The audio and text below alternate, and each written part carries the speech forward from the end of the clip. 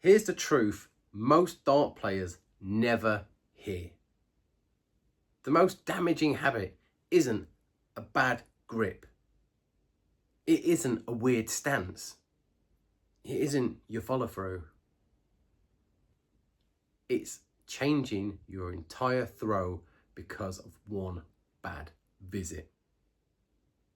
And that habit ruins more progress than any technical flaw ever will. Bad days creates urgency, and urgency creates bad decisions. Your brain does something like this. Throw one bad dart, fix it.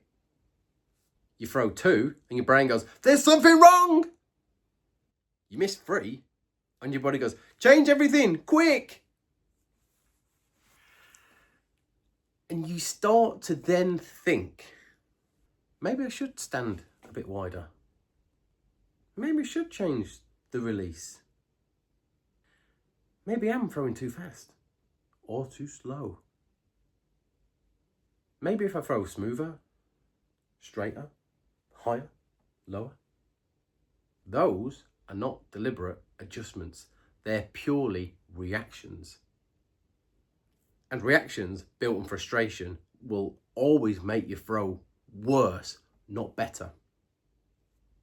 If you want snippets like this and darts explained really simply by a beginner/improver, then don't forget to subscribe. The channel is full of information like this to help us all grow and build and get better together. Gonna flip it round to a demo now and show you what I mean by trying to fix things and how it actually makes things 10 times worse, and then what really should we actually be doing. Okay, so for this demo, what I'm going to do is I'm going to play out a couple of scenarios. First one is my first visit to the hockey. I'll throw it at the board and then we'll see something that I need to change, but I don't actually need to change it, but this is just for demonstration purposes, exaggerated. Normal position on the hockey, first throw.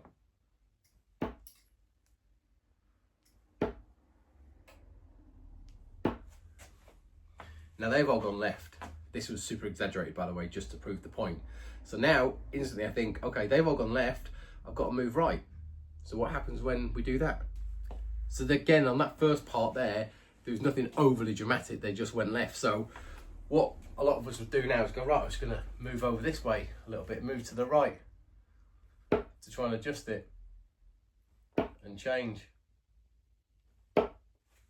All those darts were forced because I was in an unnatural position to where I was. I should have stayed where I was and trusted my process. So I've tried to change my stance and that didn't work. So what we're going to do now, let's go back to where I normally stand and try and change something else, because it wasn't the stance clearly where I'm on the hockey. Right, what we're going to do now, try and force it. A bit more grip pressure. That didn't work. So I've tried to move to the right. I've gone back to my normal stance where I should be, and now I've just gripped the darts too hard and forced them into the board, thinking I had to change something else, and that didn't work. So I tried to move the position, then I moved back, then I tried to change it and force it through. What else can I try and change to make me throw better? I know, I'll try and change the tempo. Rapid Ricky Evans style. I don't want to stay here though. So rapid Ricky Evans it, because they're clearly slow doesn't work.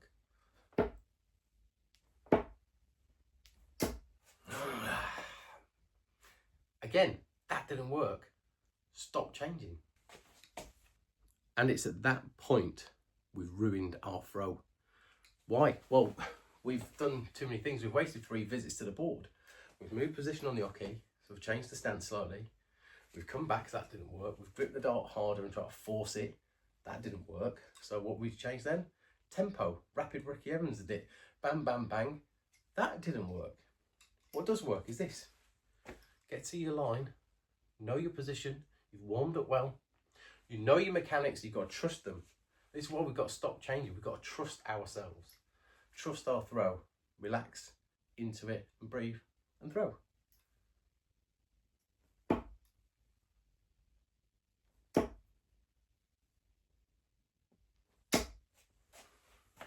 Much better result.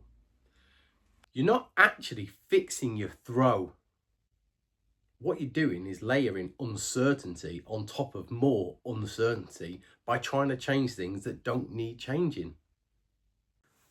So as you can see there, change doesn't work. Stop changing. Trust your process, trust your mechanics. You know you've got it in you. The throw is a chain of mechanics and movements. Every link actions the next part of it.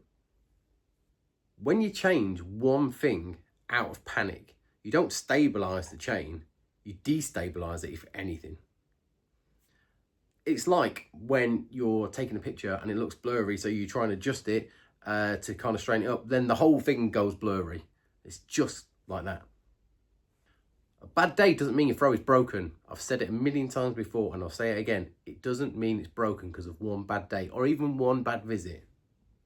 Just means your access to that throw is reduced at that moment in time. Let's face it, you can't force your way back to 100% of what you know by trying to rebuild everything that you've learned.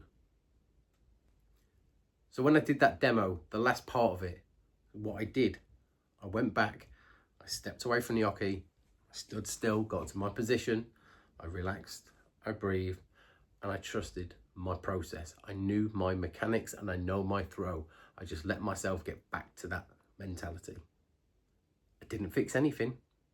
I just stopped breaking it anymore. What should you do when you have a throw, a visit, a session, or a day like that, where everything just doesn't seem to work and you think you have to change? We've got to just sometimes shrink our expectations.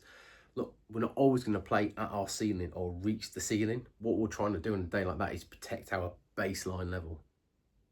Stop evaluating every single dart. If you have one bad throw, one bad early release or late release, it doesn't make your visit.